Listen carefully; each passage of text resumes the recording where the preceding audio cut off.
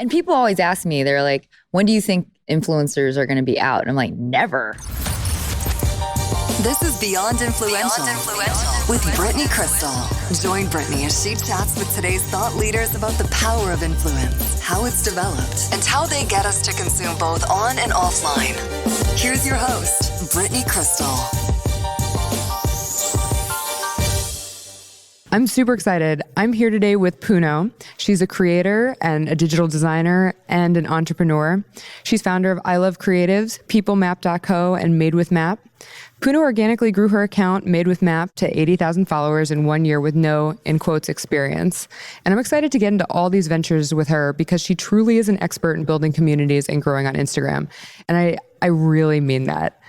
And I think people will take away a lot of tactical tips about Instagram today. And if you don't like Instagram, there's going to be a very Instagram-heavy episode. So maybe it's not for you, but I think we can learn a ton of stuff from it. And so, Puno, you do so much. Can you just give the audience a little bit about your background and how you got into social? Yeah. So my background was in advertising. And I feel like it's not really related because I was in an advertising agency doing digital stuff, but just really making banners. I was an art director. And then I became a UX designer at Activision, Call of Duty, you know that game? And then after that, ended up making our own company with my husband called Made with Map. And, we were bootstrapping our own company. So I had to just figure out what was the best way to market for the users that we wanted. And Instagram just was a very obvious choice because we were looking for travel photographers. And so I struggled for a little bit trying to figure out how to even use Instagram, then how to have a strategy that even works. And then just kind of figured out my way. So what year was this? This was 2014. And just for context, when did you graduate college and kind of enter the advertising world? Okay, so college, I was in college 2006, graduated 2006, got my advertising job right out of college because I created a website. I wasn't in advertising. I was actually in marketing, but I got into that advertising agency because I had built a portfolio site for advertising students. It was kind of my, I don't want to work at a corporation. Let me try to do the startup thing. and I don't know, it was weird because I just wanted to make something on the web. And I asked my friend, what sucks right now? How can I help you? He was in advertising. So I was like, well, why don't I make you a portfolio site? And then I'll go around and find advertising agencies and show you your portfolio, which is much like Behance now. Because doing that, all these advertising agencies were like, why don't you work in advertising? And why don't you work in interactive advertising? Because digital is the new thing now and we need people like you. And so that's how I got into that world. But it wasn't because I was in advertising. And what was the dream at that time when you were going to school? I don't know. I don't know what it was. I think I went into business and marketing because I thought I wanted to do some kind of business, but I wasn't really sure what it was. In retrospect though, what Smash the World which was this portfolio site, was helping creatives, get out there and building a digital tool that'll get them there. So I knew always in the beginning that I loved building tools and I loved using the web in the most efficient way possible. So I love that. So did you have technical skills then? No. You just knew you liked tools. I love tools.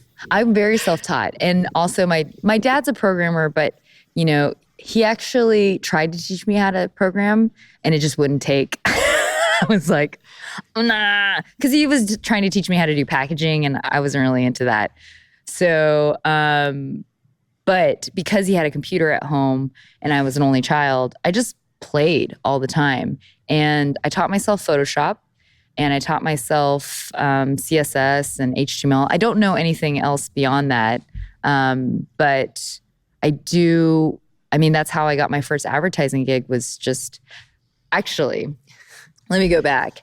The guy who gave me my first advertising job explicitly said, I shouldn't give you this job.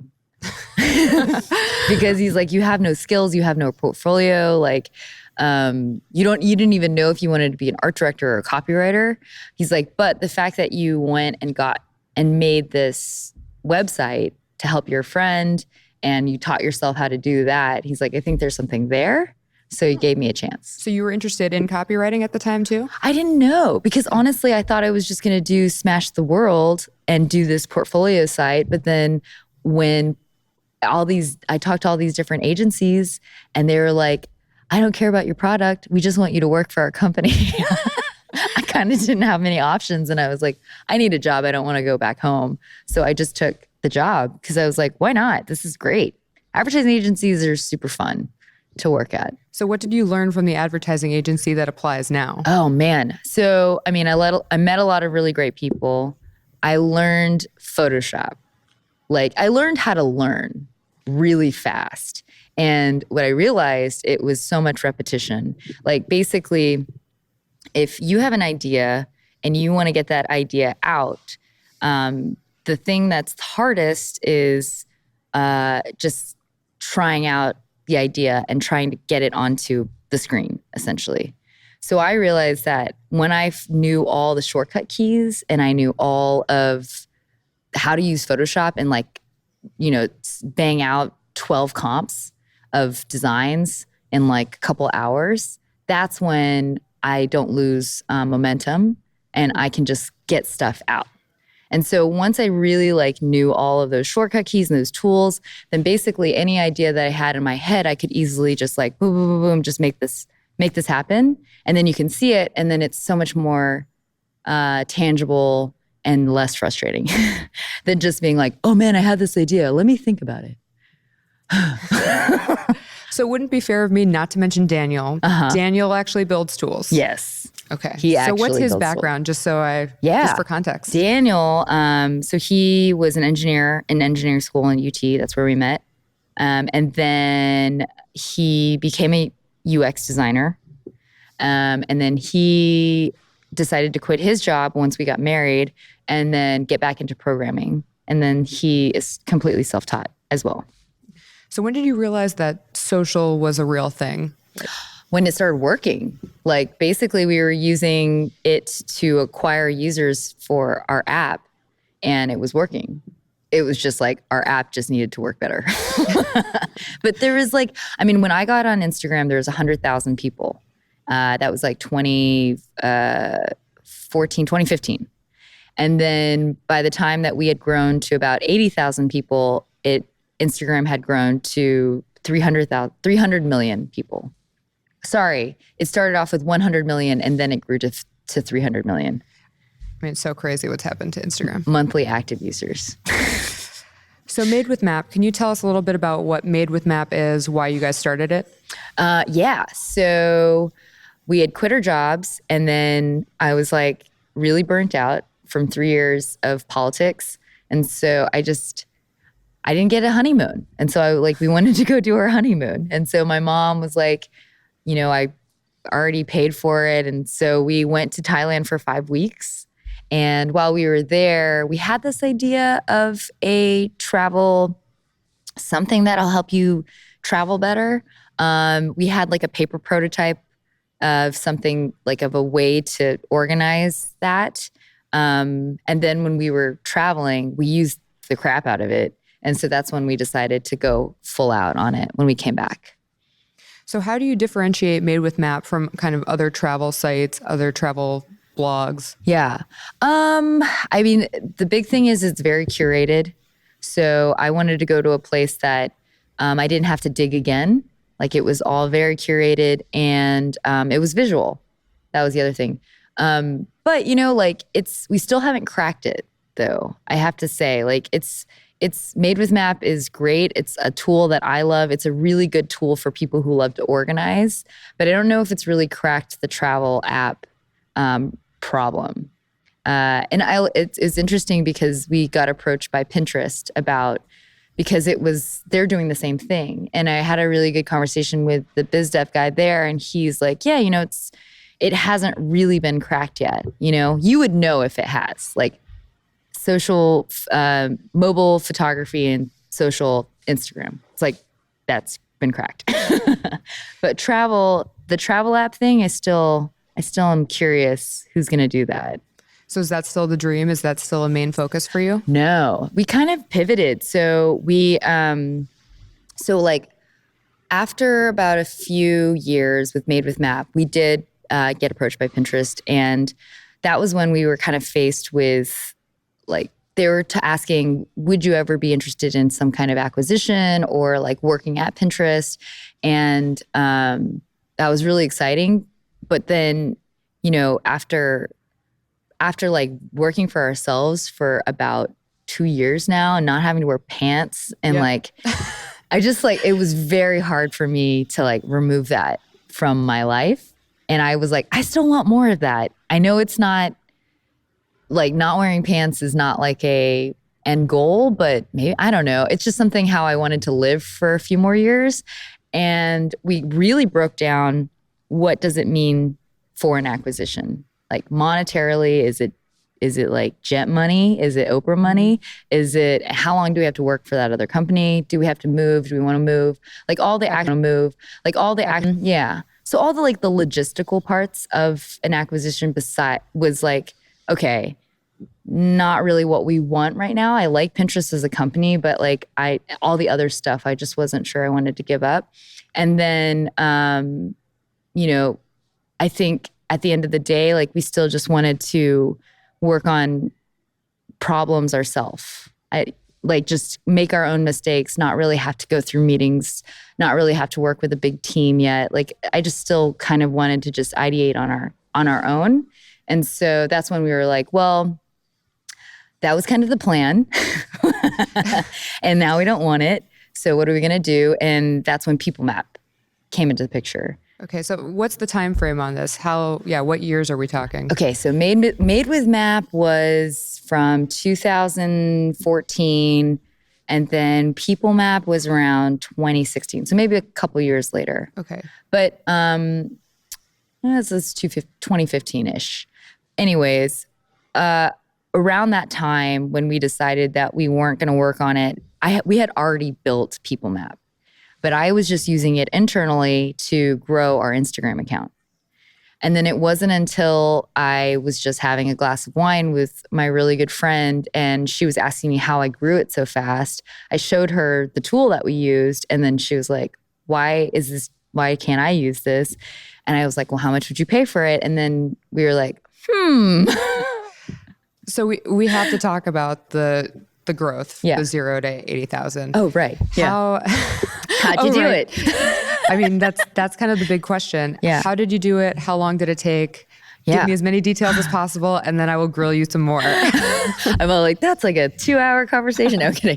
Yeah. So I think I literally had 13 followers on Instagram when I first got on it. On your personal or on my Made with personal? Map? Okay. And actually, that's a really great segue. The biggest problem I thought I had was I didn't know if I should do a business account or if I should be the face of the business account or if I should keep them separate. Because I have a big personality and it seems like I should be the face of it. But there was just something like, I felt like Made with Map, the point of it was the community, and the point of it was to celebrate other people's journeys. It's not just about mine. And so that was like the biggest question I had. I spent like so many nights just like worried about that. Anyways.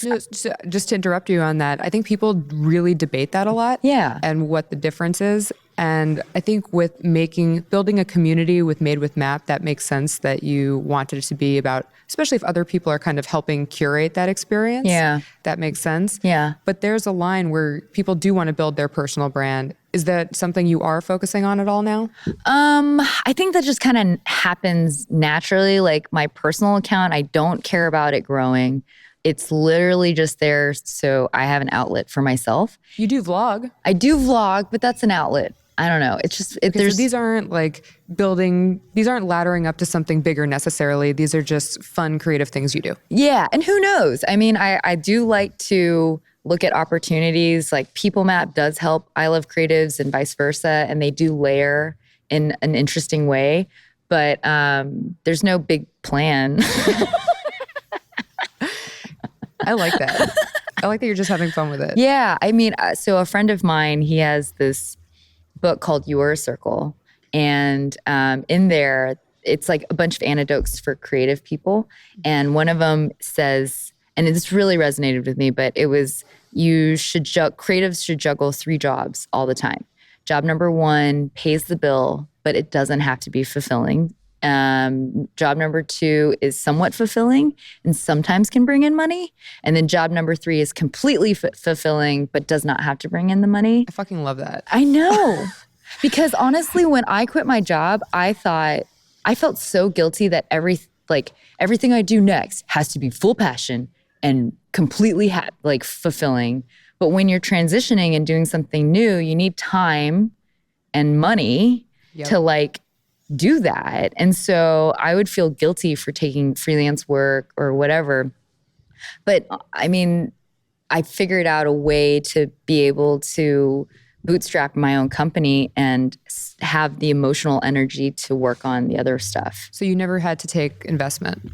No, yeah. We're not the type to do that too. I mean, I'll take investment when I know I've got a very good scalable company.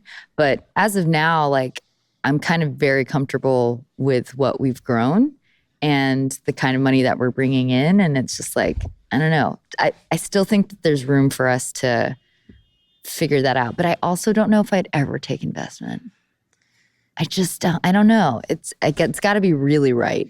Yeah, because then when you give away any of your equity, you have to deal with other people's opinions. Yeah, and it's not like I'm building product. I'm building a digital product. And in terms of operations, it's Daniel who's the programmer, and then I do digital marketing and all the other stuff. So we run really lean in general, and we don't really need a lot of money to try out our ideas. That's awesome. Yeah. So bringing it back, so you have no followers. What happens next? So then for the next 6 months, I decided I'm going to do a business account and not be the face of it. And I'm going to do my personal account and not care if that grows. And then, so my business account, or Made with Map, I realized after making that decision that I needed a way to celebrate more people. And so I started doing this technique I call the mine and grind, where I just start finding like-minded communities, influencers, and partners that would, it would make sense to do some kind of collaboration with them. So the one thing we did was city guides. And basically every week we would find an influencer, a partner to help us create city guides. So smart. And then that was our UGC in a sense, but we definitely used that and People Map to one, get more content onto Made with Map, but also to create relationships with people. So was People Map in existence at that point, or you were mine and grinding first and then you created People Map to help with that? Yeah, the latter. So the first thing that I did is I would be on my phone and then I would see a cool account and then I would screenshot it. Then I had started following and I was like, oh my God, I'm just following a bunch of people and it's in this list.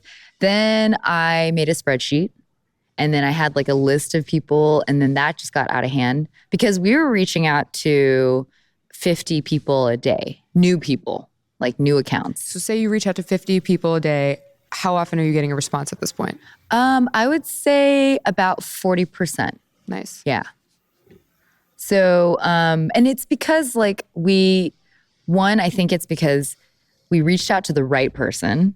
The comment wasn't just this is cute, this is great, like it. It was hi, I really would love for you to, I think this photo that you've taken of Manila would be amazing in our Manila city guide.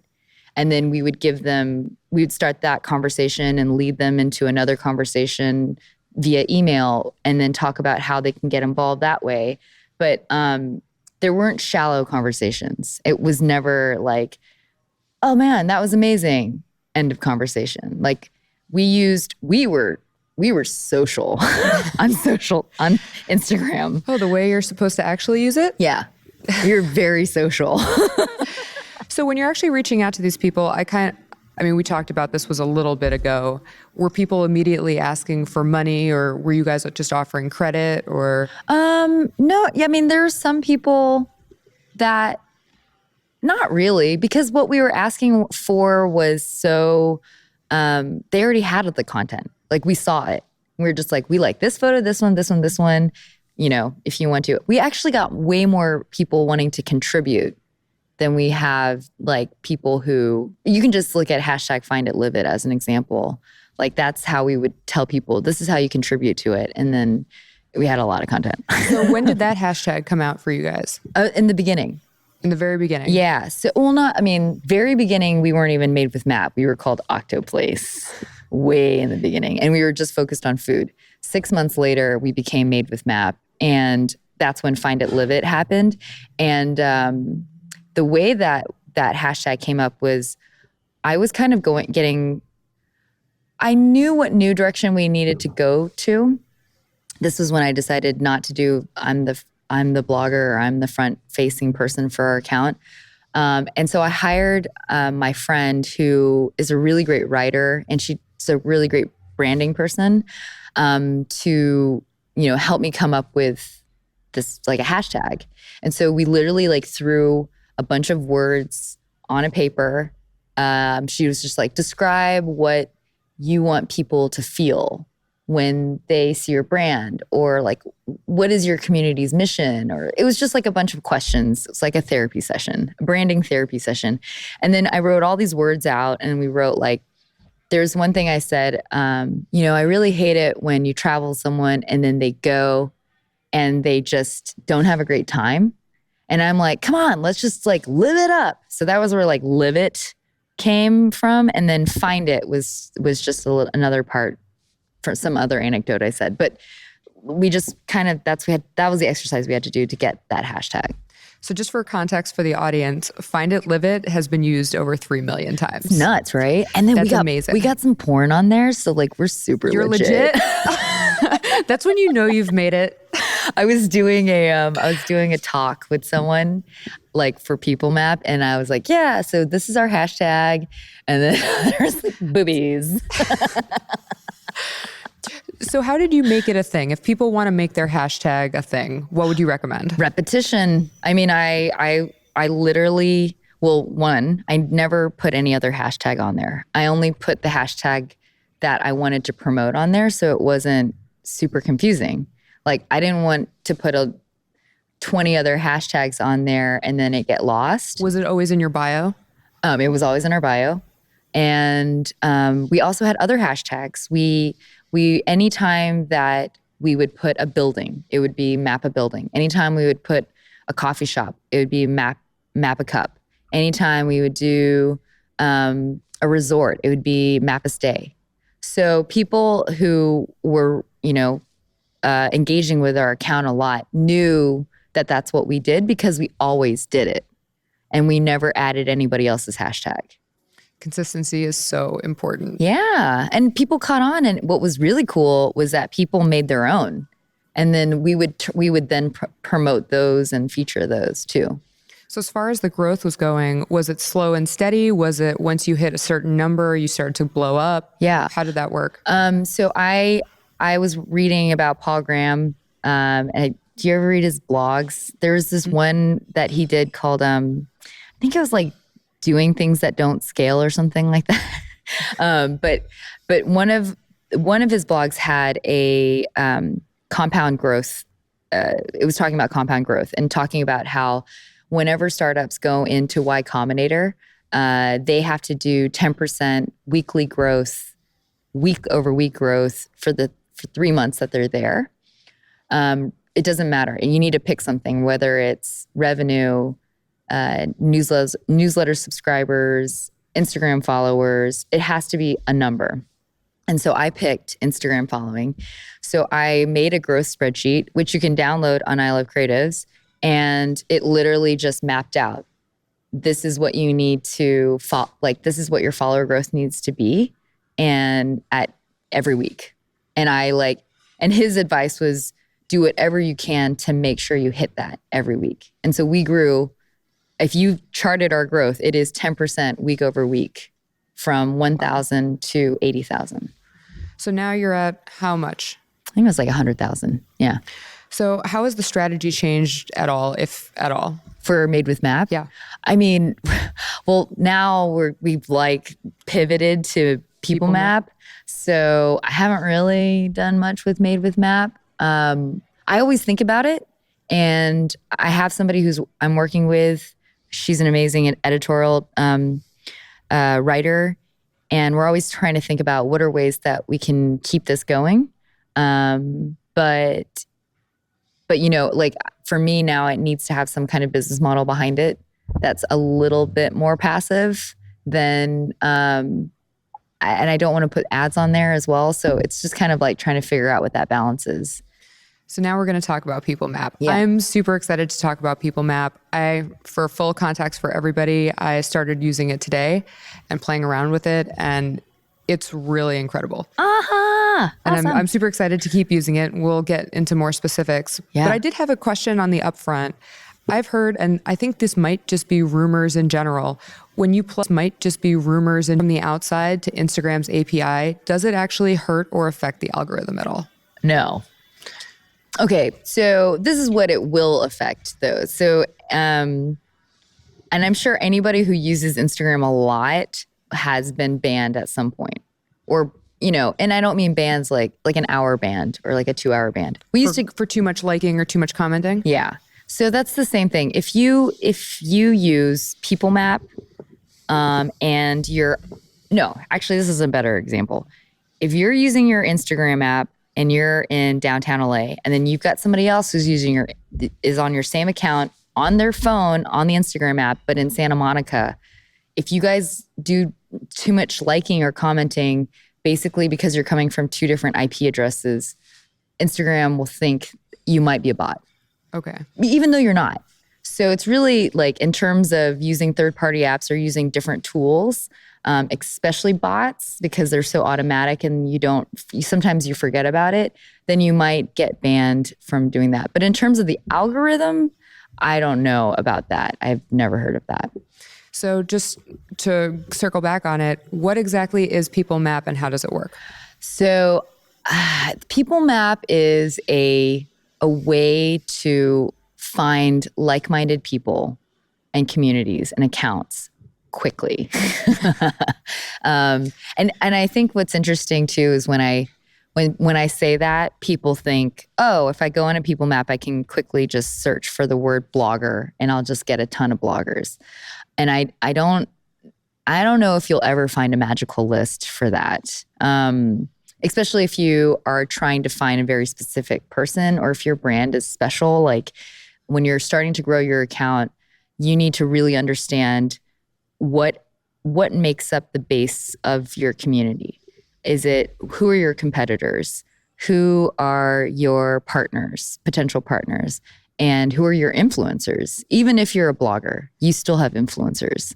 And so you want to be able to understand where those are, because that's where you can start really finding the fans and the ambassadors of your brand and your community. So also for context, what else can you do within People Map? I know you can list build. I know you can look people up. I know you can search by different, hashtags, or is it bio key terms? Mm-hmm. So who should be using this? And is it for people? Is it for brands more? I think it's both. Like we have 4 different types of people that use it. It's e-commerce brands are a big one, 25%. Agencies, social media, marketers, digital marketers, I would put them all in one. And then influencers, but they run the gamut though. It's like an influencer who's a blogger, to a fitness expert, to a writer, to a photographer. So the influencer is just somebody who's trying to like promote themselves. And then there's the last part is like community builders. So I would say those are like nonprofits, usually Made with Map, magazines, people who are trying to build something on a bigger message. So can you explain why list building is so important? Yeah. I think if you're in marketing, you have lists, you have a Rolodex. And it's because that is how you're going to expand your reach, is other people. And that's the whole point of social networking, is because it's not just you're talking to one person, you're talking to one person who has 10,000 followers or 100,000 followers. It's like, it's the fastest way for you to grow, is if you can build a list of the right people, the right like-minded people that have the same qualities that you want in your community, then you can grow. And I used to list build, like I said before, I list build on spreadsheets. But especially on Instagram, people, they grow. And so their stats are always outdated. And then it was just kind of tedious to copy and paste all of that into a spreadsheet. Like, it just took a long time. So is People Map always current? Is it constantly updating? Mm-hmm. It's just always pulling from the Instagram API. So as an audience note, we were talking about this right before the podcast. This tool is incredible, but it would be completely useless if you don't know what you're doing on the tool. Yeah. And we were talking about it before. It's like buying a guitar and not knowing how to play a guitar, and then it just ends up sitting on the wall. Mm-hmm. So what would you tell people when, let's say they purchase People Map tomorrow for their brand or their personal account? Right. What exactly do they need to know ahead of time? Because in my mind, I think you'd really need to be strong on where your strategy is and who you are and what you're trying to accomplish. Right. Yeah. I mean, the people who know exactly how to use it, it's because they know their audience. They can answer the questions. Like, I was talking to this one brand. They've actually been around for a couple of years, but their Instagram hasn't grown. And so I asked them a couple questions. I said, all right, what magazine does your reader or your customer read? And they couldn't answer that question. Mm. And I was like, that's a very basic question. Like, you should know 30 magazines. You should know 30 websites that they read. Because I think when you can find your community, that's when you can scale. Yeah, so people need to do their homework before they just go out thinking that there's an easy fix. Because I think you can attest to this. There is no easy fix for social media. There is no easy growth tactic. I think what you've built is the easiest, helps the process, but right. Even that, it's not overnight. It's not, and I'm not going to do the work for you, right? Exactly. I mean, not me, but People Maps. There's no algorithm on People Map that's going to help you find exactly the listener that you're looking for. Because how? Yeah, and I've actually noticed that you put kind of a 6-month time frame on growth. Mm-hmm. Do you think that's the most reasonable? Why did you pick 6 months? I picked 6 months because if you really work at it that long, you can grow 10% week over week. I think that's for sure the case. And if you can't, and if you actually work that hard to try to make that happen, and you find out that the results aren't good, then maybe that's not, either Instagram might not be the medium that you should be working on. Or, for example, I Love Creatives. We don't have an Instagram account, which sounds crazy because it's like, why wouldn't you do that? But our mailing list does really good. So I'm just like, need. Yeah, I'm like, I'm not going to be like, Instagram is the only thing that you can use to market your company. It's just a really great tool. And with People Map, I do use People Map even though I don't have an Instagram account. Because it's basically like Google for people. It's, as a user experience designer, we would always create these user personas of people that were potential users or potential customers. And we would make it up. We'd be like, Mike, who likes Starbucks and is this age and lives here, likes this. Like, you can see all of that in Instagram. You don't have to make that up. Like, there's Puno. She's tagging all the stores she likes. She's tagging all the coffee she drinks. She's tagging all her friends. You know, it's like, it's so much easier to do market research on Instagram than anywhere else. So let's be honest about how much work is actually required to put in. How much work do you tell people is actually needed to grow an account? I would say an hour a day. Hour a day of just mining of what specifically? Of mining, of commenting and finding 50 new people a day. Awesome. Yeah. I would say start there. And then, like we used to do collaborations and partnerships with different brands. And I think that's what you have to figure out on your own and test that with campaigns on whether or not that time was useful for you. For example, like we did a campaign, Made with Map did a campaign with Juice Served Here, and we got 150 new followers for barely doing any work, right? Awesome. But then if I did this other campaign with this other company, and we were back and forth on just so many little things, and it just wasn't worth it.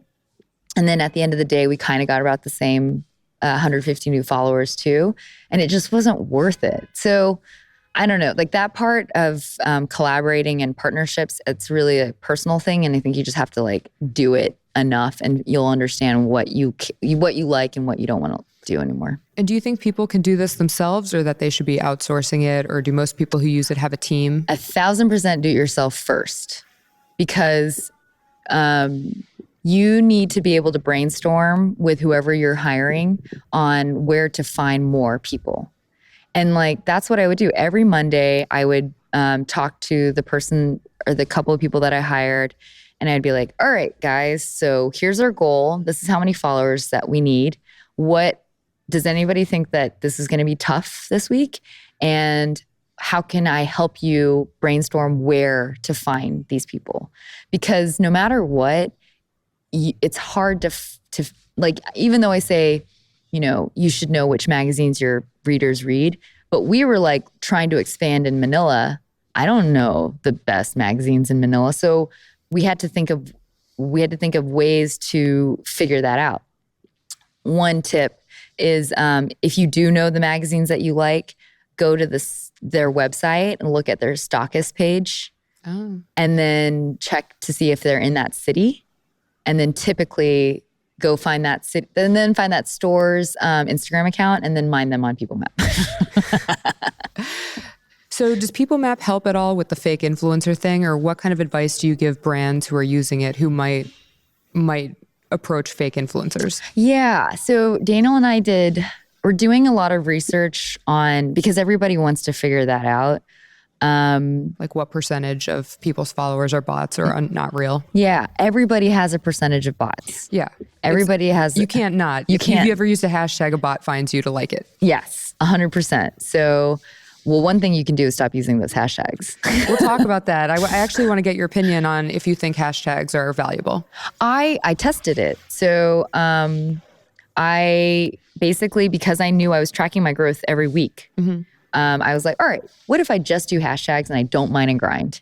I just do hashtags. I don't think you can just do it by itself. Yeah. I mean, I only got 1% growth. So it helps, but it might not be worth the time. I don't think so. I mean, I'm a big believer in and people can prove me wrong, because I don't know, maybe now with hashtags having the top 9 photos, maybe that's a whole different ball game. But for me, like looking at the content that you've created that day and finding the most contextual people to come back to that, or to like drag to your account, and then they see that photo and they're like, oh, I get that. Like, here's an example, very more straightforward example. If I posted a photo of my cat reading Cats and Plants, this book, then I'm going to go to that book's Instagram account, mine and grind that, comment to people on there. My comment's going to be authentically awesome, not just cute, great. And then they're going to like go to my account. The first thing that they're going to see is that Cats and Plants book. We're the only ones that know that I found them through the Cats and Plants Instagram account. They don't know that. They automatically are like, whoa, we have something in common. and they're more likely to follow you. It's the genuine engagement matters more than a hashtag. But it's like a strategic comment versus just commenting on hashtag love or cat. So how involved does this comment need to be? I'm like a very social person. So I try to think about what I would say to that person in real life. In real life, yeah. I don't know. It's just like if the comment is whatever, then I'm usually myself. I'm like, I'm not gonna go check it out. So it needs to be interesting enough, like more than great. Yeah, so cute. Emoji. So I've had a few different conversations with people about micro-influencers. I personally think that they work. I spoke to someone who's the head of a pretty large MCN, and he tried to tell me that they don't, and that it's only big influencers who really have a big impact, and he has case studies on this. What have you seen, and are there any case studies that you have on influencer marketing working, micro-influencers working? Interesting. I think it depends on your company. Like, there's some companies that will, like iPhone case companies, it doesn't cost them a lot to give it to big influencers. It doesn't cost them a lot to give it to 20 micro influencers. So I honestly don't think any brand is the same on Instagram. I don't, like in general, people's purchasing habits are going to be completely different depending on what your product is, which people you give it to. I would just test it and like see for yourself. So if you want to test it on People Map, the best way to do that is gift somebody who is an influencer, and then do the same thing for the same amount of reach. So let's say they have 300,000 followers, then find what is it, 10, 30,000 micro influencers and seed them. And then on People Map, you can look at the campaigns and it'll show you the follower ROI. So how many followers you got. You just have to do those on separate weeks. So are most brands looking for general brand awareness? And if so, how are they measuring that? Or are they looking for conversions? I think every brand is looking for conversions at the end of the day, but like a lot of times, I think it just depends. Some brands just really want people who love their product and can show and create content that proves that. Some brands just are like, I don't care, whatever, just post it. It just really depends. It all works. I've seen all sorts of different strategies work. It's not like it's just one thing. So aside from People Map, Puno also teaches a lot about Instagram. I know you have an online course. Aside from how do I grow my Instagram, what's the next question that people have for you? Oh, that's so true. How to use People Map. After they find out what People Map is, that's the next question. How do I make a website? I don't know. That's a good question. Maybe it's that. What's the second question? So I'm assuming that people probably come to you a lot about the algorithm now and how to beat it. Do you have any tips for that? That whole mine and grind thing was probably, it's the most manual thing that you can do, but it's the most surefire thing. It's like, you can use the algorithm, but I think word of mouth outside of the app is like the best. I was talking to the first community manager of Yelp, and I was like really unsure if I was doing the right thing, because I was like, man, the mine and grind is super manual. I don't know if I'm wasting all my time doing it this way. And I talked to her, and I literally went through like, this is what my day looks like. This is exactly the emails that I write. These are the comments. These are who I'm targeting. And she said that, she's like, no, you're doing it right. And when Yelp got bigger, it was even harder to do that stuff, to scale that one-on-one. Their magic moment was when they did Yelp Elite, and somebody would make a friend because of that Yelp event. And then basically what would happen is somebody would be like, oh, how did you guys meet? Oh, we met at that Yelp event. And it was like just so many positive feelings about Yelp. And that's, I think, what happened with Made with Map. Actually, I had a student who I was kind of describing the whole mine and grind thing. And she's like, that's exactly what happened to me. I think she was from Minnesota or Michigan, but she was like, I was at an event. You guys had already reached out to me. And then somebody asked me, hey, have you heard of this company called Made with Map? And she's like, yeah, they just reached out to me. They're like, oh my God, they reached out to me too. And then it was more because of what we reached out to them for was the city guide. They had good feelings about it and they talked about it. And then somebody else overheard them. And that's where the real growth happens. It's community building. Yeah.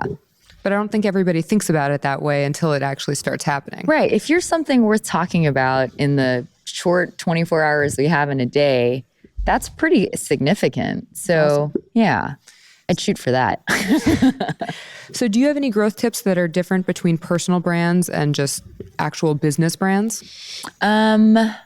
Personal brands, I say, you mean in terms of growing? Yeah. I feel like always having that communication and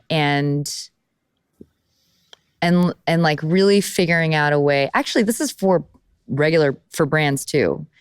I think that a lot of accounts are very one way. They don't really think about how can I let or show how to contribute back to me or how to communicate back to me. And that's what the city guides were for us. It was a way to say, hey, I love your brand. I want to be involved. And then here are literally the instructions on how to do that. And not many brands or influencers like have a way to let people communicate back to them. So I guess it's having, and I hate just throwing around this jargon. It's like having a strong CTA. Yeah, it's CTA. It'd be more than just a CTA. I think it's a program. Like you need to think of a program, like an example. Do you watch or do you listen to the Girl Boss podcast? Yes. So before each podcast episode, she'll do a Twitter reading of like all the Girl Boss moments. That's a program. That's an example of, hey, Girl Bosses, I want to hear from you. I want to talk to you. I want to share your story. That's the way she does it. We do city guides. And I'm trying to think of a way to do that for I Love Creatives and People Map as well.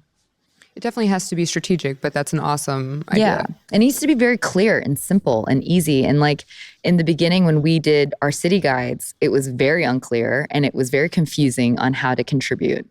And or when we would get contributions, it's like not what we wanted or it wasn't on brand. So that took like a good 2 months to like really hash out what that looked like and what the process was. So how long did it take you guys to figure out your content strategy for Made with Map? And what would be the difference to you between good content and not so great content? I always had a mood board. So when I started out, I did list building and I found all my competitors, partners, and influencers.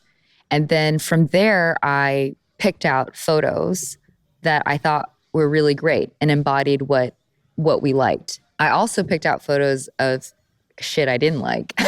And I called that our don't mood board. Can you name one thing from the don't mood board? Yeah, it was like yellow lighting and selfies. Well, that yellow lighting sounds awful. That just sounds really bad. Or like green lighting sounds awful too. And I just wanted to make it really obvious that we didn't like that. Because I don't know, some of our competitors did. And I was like, that's a no for us. So as far as some of the tactics that I see going on right now, is there anything that you think really hurts your chances at growth? It's just not doing it. It's just not being social, I think is the big thing. And like feeling as if you are a content creator, but you're not a content engager. Oh my God, I just made that up. I like it personally. But you know, like I feel like people who do content creation, sure, they can make a nice photo, but like Fuck Jerry, for example, doesn't make nice photos and he has a huge community. Yeah. So you're not engaging them in some way. Like you need to be able to do that part to really grow. So what do you think about pods and loop giveaways and just general shout outs? Pods, I don't know. You know what I like about pods is that it gets you on the app and gets you commenting and being social. I think I have never tested to see if it actually makes a huge difference. I kind of doubt that it's like a 10% weekly growth. Mm-hmm. It's probably maybe, I'll give it a 2%. I'm just making that up. But I would really, anytime that you do any kind of strategy, and I've tried them all. I've tried hashtags. I've tried Instagress. I've tried everything. The thing that always got me 10% week over week was Mine and Grind. If you think that something else could be better, then just test it. Just test it. Like 1 week, just do that strategy, see what your follower growth is. And then if it's good, then keep doing it. If it sucks, then don't. What I liked about the compound growth like goals, it's different from linear, right? So compound is exponential, which means when you're first starting out, you're just trying and you have small goals to hit, and then eventually you're going to hit your stride and it'll go up. Whereas linear will be like tomorrow get 100, the next day get 200, the next, it doesn't allow you to make mistakes. It doesn't allow you to try new things. And our strategy definitely changed every week. So for people who do want the shortcut and want to find an Instagress type tool. They're done. Yeah, I knew Instagress, so it would be an Instagress type tool. What do you recommend? And did you ever see follow, unfollow work? Did you ever see just liking work? And I mean, the problem with an Instagress is, of course, that the comments, if you were to leave comments, could either be left on the wrong type of photo or they're just really not genuine. It's like a thumbs up. Yeah. I mean, I tried all of those and I never got 10% week over week. So I mean, literally the thing that got 10% over week was like commenting authentically to the right people strategically. So I just want to ask you about your digital course. When did you decide that, hey, I know so much shit, this should be a course? I didn't. So the first time was when I was talking to Chelsea, and she was the one who told me to do People Map. Okay. She also told me to do the course because I basically broke it down, like went over like a couple glasses of wine, and then she's like, can you like just do this in my social media course? And so I put together a 1 hour course, and I was like, dude, I could talk about this for 6 hours. And then awesome. I was like, she said, well, why don't you do that? If I had never met Chelsea, I don't know if I would have ever done anything. So how long does it take to actually put all of that into a course and actually build it out and put out a great product? I mean, you want to talk like actual hours? Yeah, like even a ballpark, because I think that I met a lot of people who are like, oh, well, I'll just make a digital course. And it's like, I don't think that's how it works. I think it actually does take time and effort and energy. Yeah. So, okay. The first thing that I did was I sat down and I made the slides. And I'm fast. Like digitally, I can like pump out comps. Ooh. We're in downtown LA. It ain't downtown LA if you don't hear a siren. I'm surprised we haven't heard more. I know. Yeah, it's a quiet night. Gotham, the city is sick. First thing I had to do was make all of the slides. That probably took, I know myself, I probably did it the night before. So I would say that's probably 6 hours. And then I taught the class probably 10 times or six times, man, I don't know. 6 or 10 times before I made it an online course. So what, like General Assembly? Yeah. They're great. And I taught it there for 6 or 10 and tweaked it. I just kept tweaking it. Like right after the class, I just remove slides or add slides. And then actually recording it and then putting it up on a website, that can take as long as you want because sometimes it took me a year to like just get this latest update, which is very sad, but I just didn't, I don't know. Anyways, or it could take 6 days. So the first one took me 6 days and I just pumped it out because I was like super eager. But then this last one just took forever. So I also want to talk to you about I Love Creatives. Yeah. I saw it started in LA, and then I looked today at all the places it is, and I saw Cuba and Bali. Can you explain what it is and how you've grown it so big? So when I quit my job, I met all sorts of new creative people, especially when I moved downtown. It was just like, and then when you're a freelancer and you've got free lunches, you just end up meeting a lot more people. It's true. So I met a ton of people. I would almost have like a coffee, and like I'd meet a new person once a week for sure. And then all those different people were doing so many different things, and they didn't really fall in the Made with Map world. And I was kind of becoming an operator. And I'd be like, oh, do you want to go to this event? Oh, you might want this job. And so I thought, well, what if we just put it all on a website? So the concept was Craigslist for creative people. And then every Wednesday, I would just put a newsletter out. The two things that made this different was, one, I needed to charge for it immediately because I already had Made with Map. And I was like, if this doesn't make money, then I don't care about it anymore. So I knew I was going to hire someone to make the newsletter every week. And I needed to cover their costs. So I just made the price based on that. And anything I did from then on had a price on it. So that was like the number one thing that I did differently. And then the second thing was I didn't want to use Daniel as a programmer. I was like, how can I MVP this without tech? So I just did it on Squarespace and MailChimp. And I was like, oh, and it started making money. And I was like, ugh. So do you also throw events, correct, for the community? You had an event today or yesterday. Yeah, I'm actually not that great at events, but that's why Quilt was awesome. So Quilt is like a co-working for women, but it's all of it's hosted in women's homes. So I hosted it in my home yesterday. I had about 20 women in my place, and I thought it was great because they do all the kind of promotion for it and the logistics, and then I just had to kind of be there. So how are you dividing your time between all these things that you're doing? Well, so I Love Creatives is being run by someone I hired. So and then Daniel works on People Map.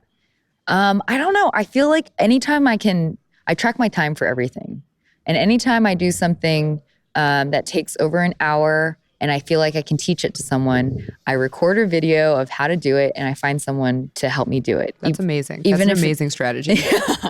I'm going to start doing that. Yeah, because I think the biggest issue is a lot of people think, oh, I don't have enough money to hire a part-time person. And I'm like, you don't even need to, you can hire somebody for 2 hours. Like, you don't need to hire somebody for part-time. And then the second thing is they're afraid of onboarding and losing people, which I'm like, well, if you like, that's why I have this video library. So you can onboard anybody. Yeah, it's pretty easy. That's genius. You seriously just blew my mind. Like all that other shit, you're like, whatever. No, you blew my mind a million times, but this is like completely new. The brains are leaking out. This is definitely going to be my longest podcast because everything you said is amazing. So since this podcast is about influence, what do you think the secret to influence is? Oh, I don't know. God, that's a good question. What do you think it is? Yeah, no, I'll answer it. Yeah. I mean, it's trust. I hate using the word authenticity, but it's trust. It's authentic trust. When you trust somebody, you will buy from them. And I think that's the secret. Yeah. So what do you think the secret is? I think that trust is a big part of it. I feel like I'm thinking about who's influential, and that was going to be one of my next questions. Yeah. Who do you think is influential, whether it's in the social space or not? Right. I mean, I love Donald Glover so much.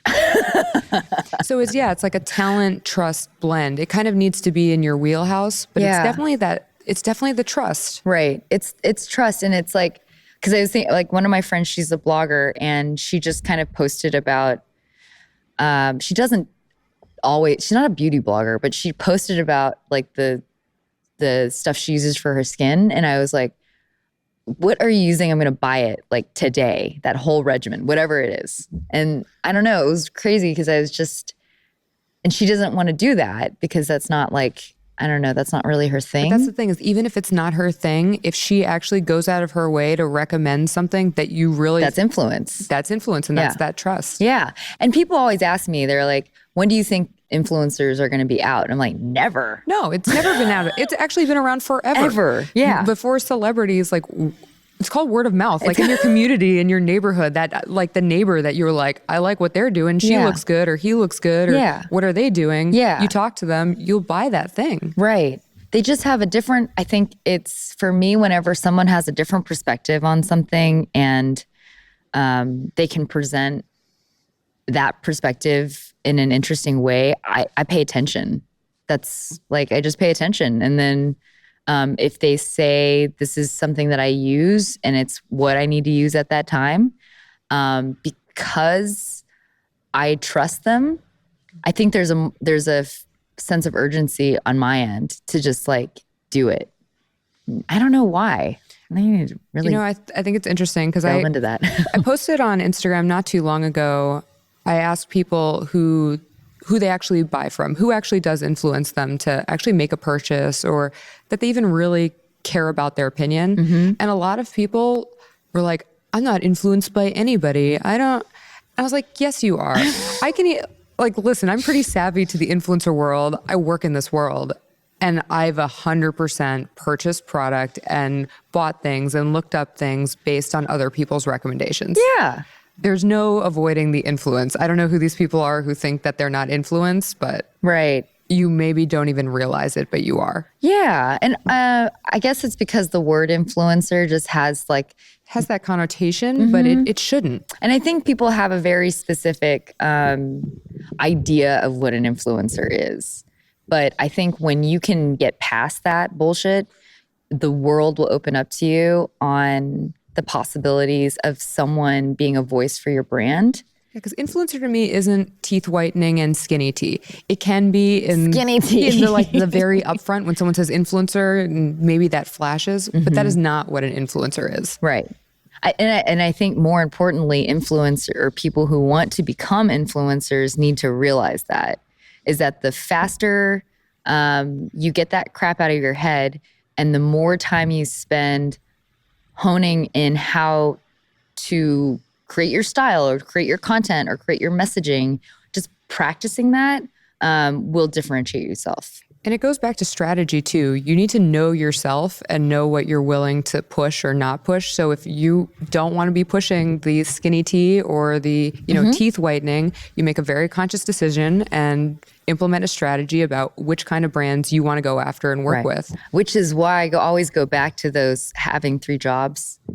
Like, it's okay. That was the first mind-blowing thing you said. I'm like, just, it's okay. Go do Uber or Lyft or be a waitress or go do, or like, I knew a blogger who decided to take she was a secretary.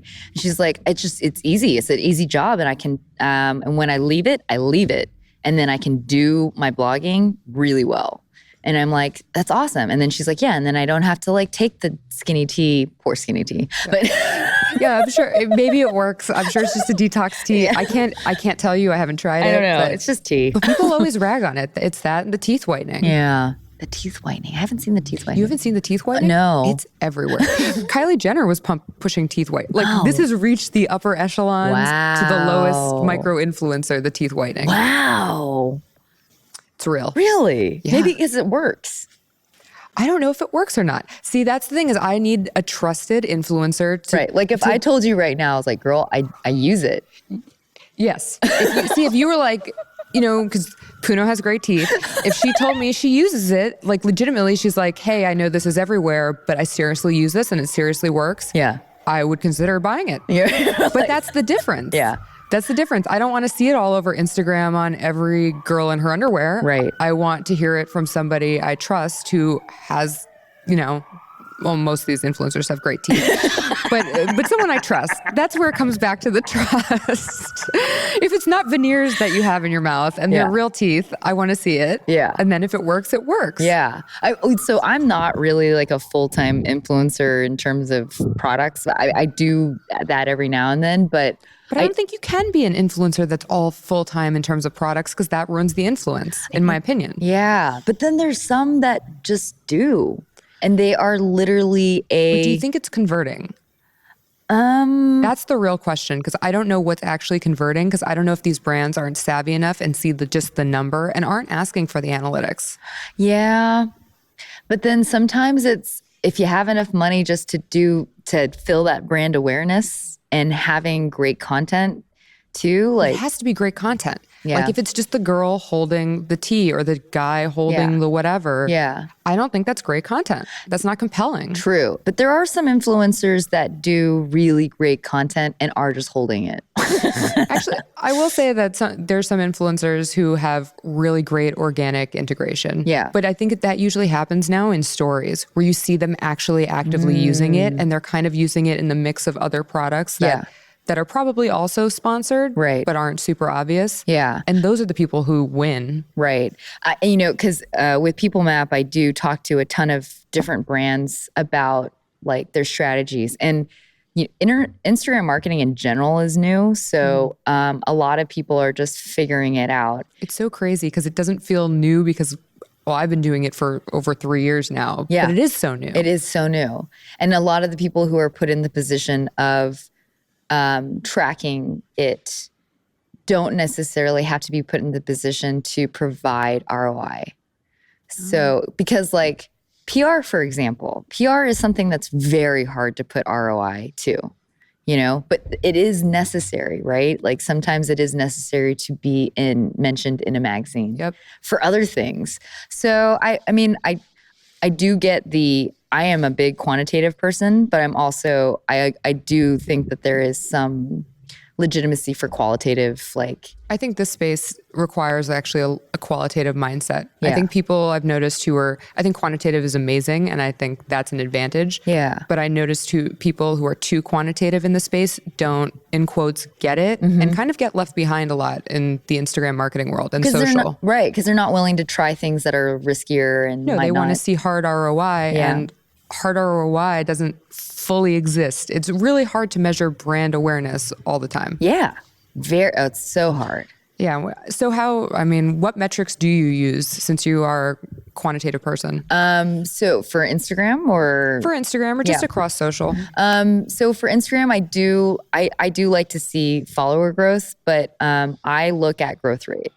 So in your show notes, if you want, I could show you that Paul Graham essay where he talks about that'd be awesome. Compound growth and just being able to understand, like, if this is the goal that I want, I think it's achievable right now. I'm going to try as hard as I can to get to it. If I didn't get to it, what is the reason why? And like, how can I change that? What part of the variable can I change? So I would definitely look at that.